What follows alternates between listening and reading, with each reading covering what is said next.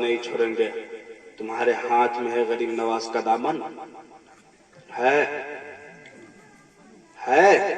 ہم بڑی زور سے نعرہ لگاتے ہیں غوث کا دامن نہیں چھوڑیں گے. ہمارے ہاتھوں میں دامن ہے غوث کا. ہم نعرہ لگاتے ہیں رسول اللہ کا دامن نہیں چھوڑیں گے. کیا ہم نے رسول اللہ کے دامن سے اپنے آپ کو وابستہ کر لیا ہے؟ ہم نعرہ لگاتے ہیں خواجہ کا دامن نہیں چھوڑیں گے. کیا ہم نے اپنے آپ کو خواجہ کے دامن سے وابستہ کر لیا ہے؟ نہیں. یہ آپ کا نعرہ لگانا کہ پھوکلا نعرہ ہے. کیا آپ کے گھر میں جب شادی بیاہ پڑتا ہے، جب آپ ڈی جے بجا کے جب ناچ کرتے ہیں، ڈانس کرتے ہیں، اس وقت خواجہ کی چھٹی یاد نہیں آتی آپ کو؟ اس وقت حضور غوث اعظم جو کہ رات بھر جو کہ عشاء کے وضو سے فجر کے نماز آپ ادا کیا کرتے تھے، آپ کو یاد نہ آیا؟ آپ پھوکلے نعرے لگاتے ہیں. غوث کا دامن نہیں چھوڑیں گے، خواجہ کا دامن نہیں چھوڑیں گے. یقین مانیے جس دن ہم خواجہ کے دامن سے حقیقتاً وابستہ ہو گئے، جس دن ہم غوث و خواجہ کے دامن کو اپنے ہاتھ میں پکڑ لیے، جس دن ہم رسول اللہ کے دامن سے وابستہ ہو گئے. کیا حضور غریب نواز جھوٹ بولتے تھے؟ ہم کتنا جھوٹ بولتے ہیں. کیا جو ہے حضور غوث اعظم جھوٹ بولتے تھے؟ نہیں نا. ہم غوث اعظم کے دامن سے اپنے آپ کو لپٹ جانے کا دعویٰ کرتے ہیں نا. ہم کتنا دن بھر میں جھوٹ بولتے ہیں. ہم رسول اللہ کے دامن سے وابستہ ہے نا. کیا رسول اللہ صلی اللہ علیہ وسلم کبھی جھوٹ بولا کرتے تھے؟ ہم مخدوم اشرف کے دامن سے وابستہ ہے نا. کیا مخدوم اشرف کبھی جھوٹ بولا کرتے تھے؟ لوگوں جھوٹ بولنا چھوڑو، حقیقتاً غوث و خواجہ کے دیوانے ہو. اے بھائی صاحب، دل میں عجیب سی بے چینی ہے، اسی لیے تو آپ کے ہاتھ میں کھیلی ہے. چوٹی لگا کے تھوکنے سے کچھ نہیں ہوگا، اپنے ہی دیش کو پھونکنے سے کچھ نہیں ہوگا. کچھ کام کر کے دیش کو آگے بڑھائیے. صرف جو ہے کتا بلی کے طرح پارلیمنٹ میں بھونکنے سے کچھ نہیں ہوگا. ہاں، اس لیے کہ ابھی میں بہار کا باسی بن چکا ہوں، ڈر نہیں ہے کسی کا مجھے، میں بے باک بولتا ہوں. کیا آپ نے جو ہے حضور غوث اعظم کی حیات طیبہ کا جو ہے مطالعہ نہ کیا؟ حضور غوث اعظم جو ہے پوری رات اللہ کے بارگاہ میں قیام کرتے تھے، پوری رات اللہ کے بارگاہ میں سجدہ کرتے تھے. جنگلوں بیابانات میں جو ہے آپ عبادت کیا کرتے تھے. ماں نے کہا تھا جھوٹ نہ بولنا، لیکن آج اگر ہمارے اور آپ کے بچے ہو تو ہم کیا کہتے ہیں؟ بیٹا کوئی بات نہیں، کام چلانے کے لیے جھوٹ بول سکتے ہو. نہیں، تمہاری گردنیں تمہارے تن سے جدا ہو جائے لیکن تمہاری منہ سے جھوٹ کے الفاظات نہ آئے تو بہتر ہے. تمہارے منہ سے جو ہے چغل خوری کی بو نہ آئے تو بہتر ہے. آپ کیا جانتے ہیں چغل خوری کو؟ آپ کیا جانتے ہیں ناچنا اور ڈانس گانے کو؟ کیا یہ گناہ نہیں ہے؟ قسم خدا کی مسلمانوں، ناچو جتنا ناچنا ہے، لیکن جب قبر میں آپ کو چھوڑا جائے گا، جب آپ کو پیٹا جائے گا، اس وقت سمجھ میں آئے گا. ہاں، نیپال سے کوئی خطیب آ کر نامی گل محمد برکاتی آ کر کہا تھا، کرسی پہ بیٹھ کے کہا تھا کہ ہاں ناچ رہا ہونا ناچو، لیکن اس کا سزا بھی سن لو. میرے آقا علیہ السلام کے پیارے دیوانوں، میرے آقا فرماتے ہیں کہ جو جس عالم میں مرے گا وہ اسی عالم میں اٹھایا جائے گا. جو جس حال میں مرے گا اس کو کل قیامت کے دن اسی حال میں اٹھایا جائے گا. میرے آقا کے دیوانوں، سنو میری بات کو غور سے سننا. موت کا کوئی وقت مقرر نہیں ہے، موت کا کوئی ٹائم مقرر نہیں ہے. میرا اللہ فرماتا ہے قرآن کریم کے اندر، کل نفس ذائقۃ الموت، ہر نفس کو موت کا مزہ چکھنا ہے. ہمیں بھی موت کا مزہ چکھنا ہے. آپ کو بھی قبر میں جانا ہے. اللہ کے سامنے میدان محشر کے میدان محشر جب قائم ہوگا، ہمارا بھی نام اعمال تولا جائے گا، آپ کا بھی نام اعمال تولا جائے گا. یاد رکھو، تم جس وقت ناچ رہے ہو، اگر تمہاری روح جسم سے جدا ہو گئی، جس وقت میرا نوجوان پورے رات کانوں میں ایئر فون لگا کے گانے سنتے ہیں، فاش فلمیں دیکھتے ہیں، غلط فلمیں دیکھتے ہیں، پوری رات ویڈیو کال پر کسی کے ماں اور بہنوں سے باتیں کرتے ہیں، پوری رات چاٹوں میں لگا رہتا ہے. بتاؤ نوجوانوں، اگر کسی عالم میں تمہارا موت آ گیا، موت کا فرشتہ ایسا ہے تو رشوت بھی تو نہیں لیتا ہے نا، اور وقت بھی آپ کو نہیں دیکھتا۔ اور میاں تعجب کی بات تو یہ ہے وہ یہ بھی نہیں دیکھتا یتیم کون ہو رہا ہے، یہ بھی نہیں دیکھتا کس کا بچہ یتیم ہو رہا ہے، یہ بھی نہیں دیکھتا کہ یہ نوجوان ہے یا جو ہے بڑھاپے کے عالم میں ہے یا ابھی پیدا ہوا ہے۔ نوجوانوں سدھر جاؤ، نہیں تو قبر میں اتنے مارے جاؤ گے کیا تمہیں آ جائے گا کہ ہاں ہم نے دنیا میں جو ہے کیا کیا کیا ہے، ابھی وقت ہے سدھر جاؤ۔ غوث و خواجہ کے پھونکنے نانے لگاتے ہو اور پھر کہتے ہو آج گھر میں برکت نہیں ہوتی ہے، رزق چلتا نہیں ہے، کاروبار چلتا نہیں ہے۔ یاد رکھو میں اپنی ماں اور بہنوں سے بھی کہوں گا، تم اپنے سر کے دوپٹے سر سے جو ہے دوپٹے کو کیوں ہٹاتی ہو، کیوں ہٹاتی ہو، کیوں اپنے بالوں کو بکھیرتی ہو، کیوں جو ہے پارلر میں کیوں جو ہے بیوٹی پارلروں میں جا کے اپنے چہرے پہ بیوٹی پارلر کی جو ہے رنگینے لگاتے ہو، کیوں؟ ہاں بیوٹی آپ کر سکتی ہیں لیکن آپ اپنے شوہر کے خوشی کے لیے کر سکتی ہیں، غیروں کو دکھانے کے لیے نہیں کر سکتی ہے، دوسروں کو دکھانے کے لیے نہیں کر سکتی ہے۔ بیوٹی کرا کے جو ہے ہماری ماں اور بہنیں شادیوں میں ایک دم جو ہے دوپٹہ اتنا دور کے کہتا ہے کہ تم 2 کوس ہم سے دور رہو۔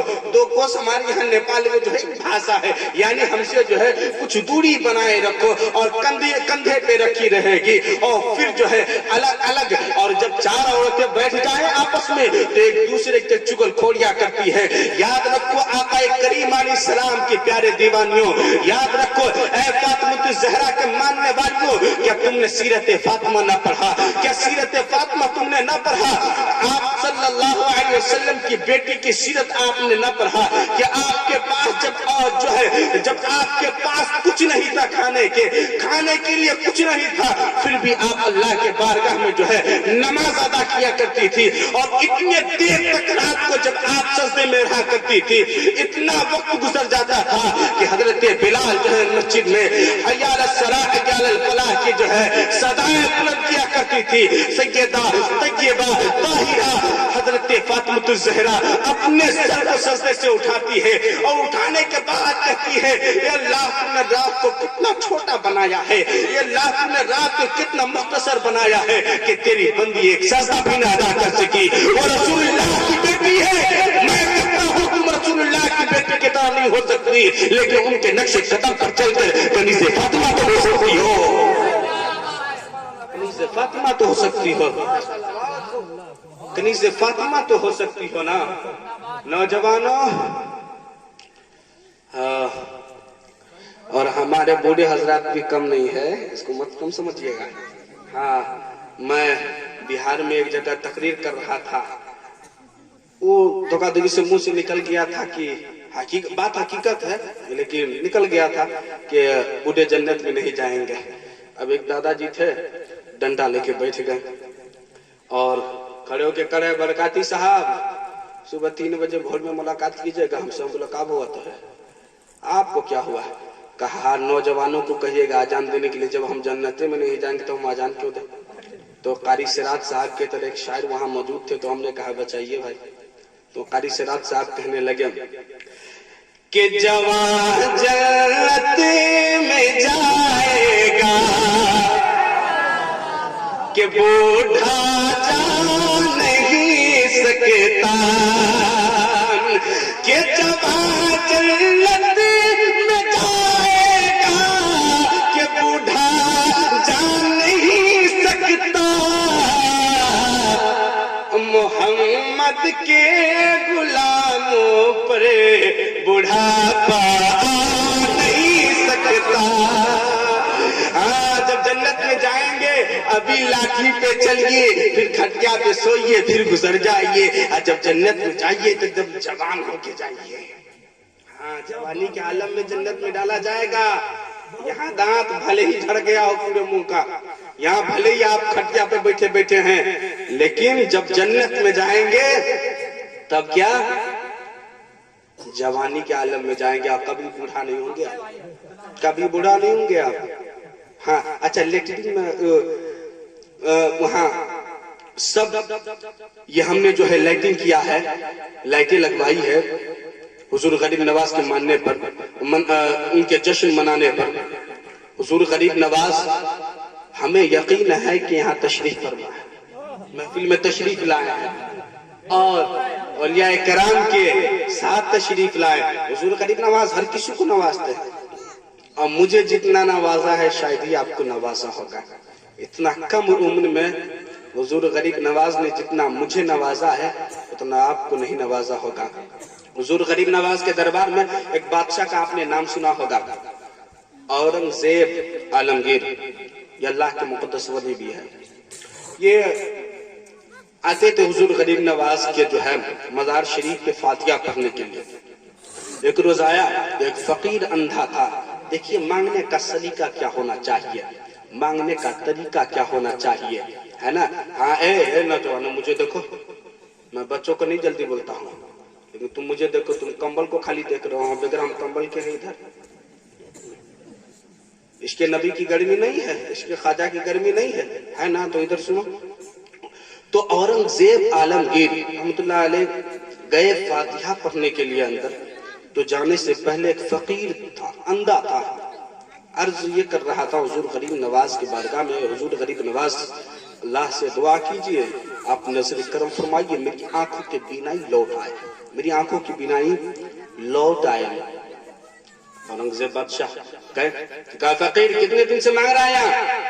کہا 2 سال سے مانگ رہا ہے۔ کہا نہیں ملا ابھی تجھے؟ کہا نہیں۔ تو اورنگزیب رحمت اللہ علیہ اپنے پاس میں رکھتے تھے، وہ تلوار لے کے چلتے تھے، بادشاہ تھے نا، تلوار لے کے چلیں گے نا۔ گئے اندر تو کہا فقیر دیکھ میں اندر تو جا رہا ہوں، فاتحہ پڑھ کے آؤں گا، تب تک تیری آنکھ کی بینائی لوٹ آنی چاہیے، نہیں تو تیری گردن تیرے تن سے جدا کر دوں گا، یعنی تیرا گردن کاٹ دوں گا۔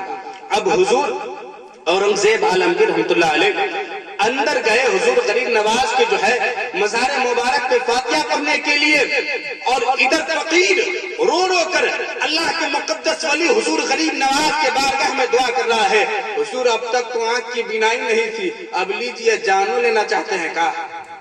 جانو لینا چاہتے ہیں؟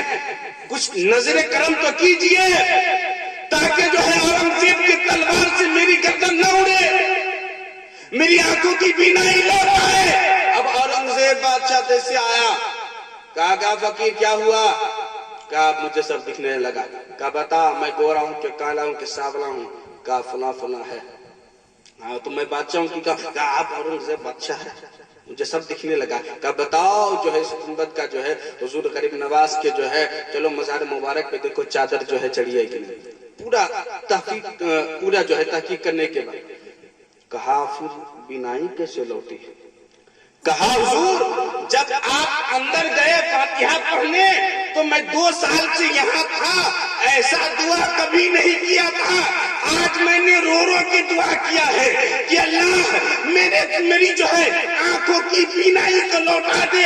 حضور غریب نواز کے بارگاہ میں عرض یہ کرتا تھا حضور ابھی تک تو آنکھ کی بینائی نہیں تھی، اب جان بھی چلی جائے گی، اورنگزیب عالمگیر بادشاہ کے جو ہے اللہ کے مقدس ولی کے تلوار سے مجھے بچا لیجئے، نہیں تو کاٹ ڈالیں گے مجھے، آنکھ کی بینائی لوٹا دیجئے، آنکھ کی بینائی لوٹا دیجئے۔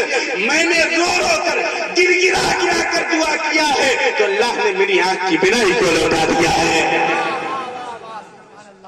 اورنگزیب عالمگیر بادشاہ نے کہا فقیر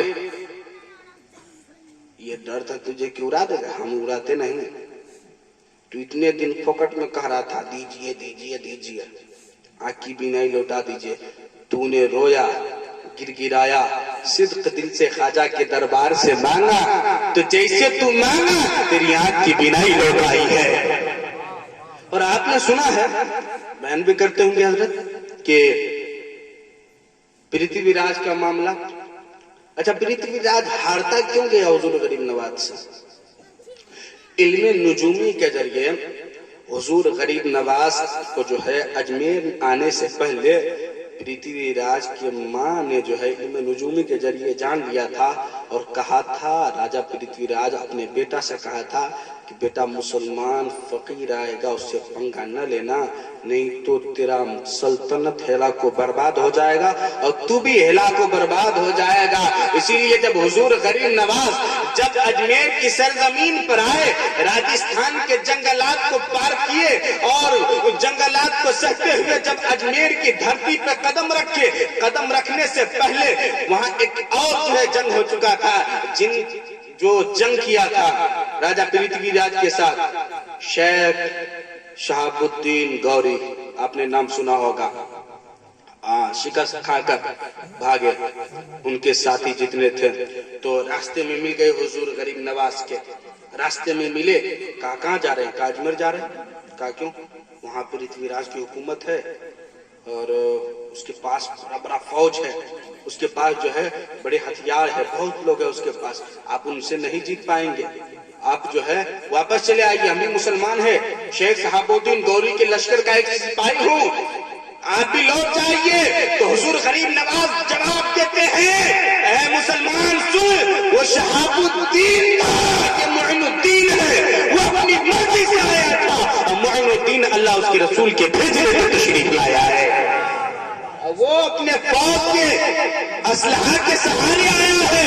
معین الدین فوج اسلحہ کے سہارے نہیں بلکہ اللہ اس کے رسول کے سہارے یہاں آیا ہے۔ اس لیے حضور غریب نواز جب ہندوستان کے سرزمین پر تشریف لائے اور جب آئے درخت کے چھاؤں میں بیٹھے جب نا، تو راجہ پرتھوی راج کے جہاں اونٹ بیٹھتا تھا، جب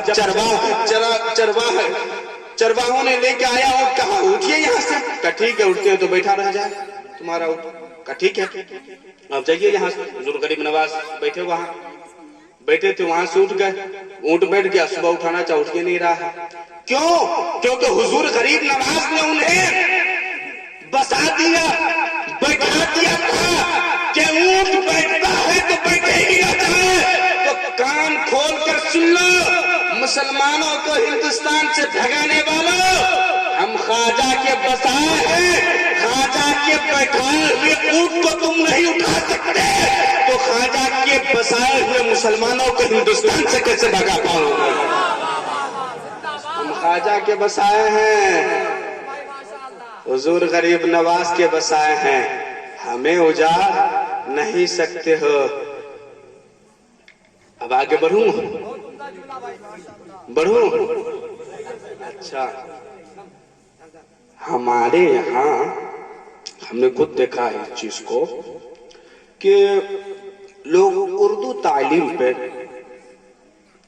خیال نہیں کرتے، اردو تعلیم کا دھیان نہیں دیتے، یعنی اگر کسی کا 5 بیٹا ہے اور کوئی لنگڑا لولہا اس میں ہے تو اس کو کہیں گے حافظ جی کے پاس بھیج دو، قاری سراج صاحب کے پاس بھیج دو، پڑھا دیں گے وہ۔ اب یہ کہے گا علی بن علی، یہ کہے گا بے، پڑھو میں بھائی جو صحیح سالم ہے اس کو بھیجیے، یہ تو پڑھے ہوئے کریں گے، 5 ہے تو کوشش کیجئے 5 کو حافظ قرآن بنانے کی، 5 ہے تو 5 کو کوشش کیجئے حافظ قرآن بنانے کی۔ ہم 7 بھائی ہیں، سب سے چھوٹا ہم ہی ہے، تو ہے نا آپ کے سامنے، کیا آپ کا لڑکا عالم دین بنے گا تو آپ کے سامنے نہیں ہوگا نا؟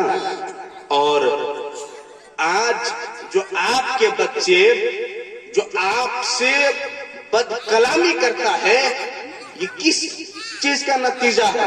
ادھر سنیے، بات پورے دن کیجئے گا۔ اے بھائی صاحب، ہم پارلیمنٹ میں بیٹھتے ہیں، آپ کو بیٹھا دیں گے اپنی جگہ پہ، آپ ہاں وہاں بھوکیے گا، بڑی فائدہ ہوتا ہے، یہاں بھوکیے گا تو کچھ فائدہ نہیں ہوگا۔ ادھر دیکھیے، ابھی اتنے خوبصورت آدمی آپ کے روبرو ہے، آپ ادھر دیکھ رہے ہیں، ہم کو دیکھ لیجئے، ایک بت کے ہے اس سے کیا؟ تو آج کل ہمارے بچے جو ہم سے بد کلامی کرتا ہے، یعنی اگر ہم کوئی کام کہہ دے تو نہیں کرتا ہے، کیوں؟ علم کی کمی ہے، علم کی۔ میرے آقا فرماتے ہیں کہ علم حاصل کرنا مرد اور عورتوں پر فرض ہے، مردوں اور عورتوں پر فرض ہے، جس طرح آپ پر نماز فرض ہے۔ نماز پڑھتے ہیں نا؟ انشاءاللہ اللہ توفیق دے نماز پڑھنے کی۔ نماز جس طرح فرض ہے آپ علم کو بھی اسی طرح فرض جانیں. تو ہم اچھا جمعہ 8 دنوں والا مسلمان ہوگا یہاں ہے کہ نہیں؟ تو جس طرح آپ جمعہ کو 8 دن میں ایک مرتبہ تیار ہو کے ایک دم خوشبو لگا کے آتے ہیں ہے نا، اپنے گھر میں ایک دم پرفیوم وغیرہ لگا کے آتے ہیں، ایک دم یہ پورا مسجد جو ہے ہم نے خوشبو سے مہکے، کاری سرات سے آپ جو لگائے وہ پھیل، اب جو ان لگائے پھیل، سب آپ کی خوشبو سے گم کے.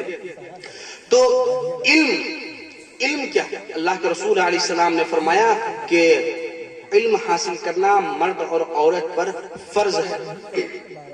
علم ہی سے انسان معتبر ہوتا ہے، علم ہی سے انسان اپنے آپ کو پہچانتا ہے، علم ہی سے انسان اپنے ماں باپ کی عزت کرتا ہے، علم ہی سے انسان بڑوں کی عزت کرتا ہے، علم ہی سے انسان صحیح سالم بات کرتا ہے.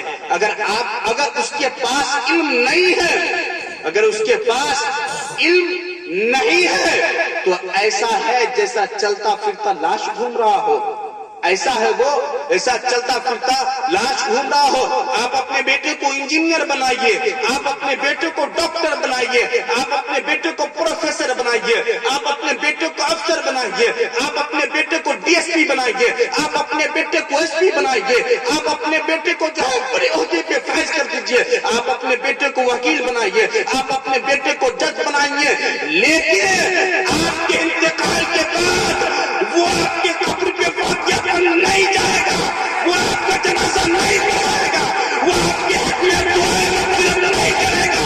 لیکن آپ نے جس کو حافظ قرآن بنا دیا، آپ نے جس کو جو ہے قاری قرآن بنا دیا، آپ کے لیے وہ دنیا میں بھی ایصال ثواب کرتا رہے گا. جب تک قیامت کے دن میدان محشر قائم ہوگا تو چمکتا ہوا تاج آپ کے سر پہ رکھا جائے گا.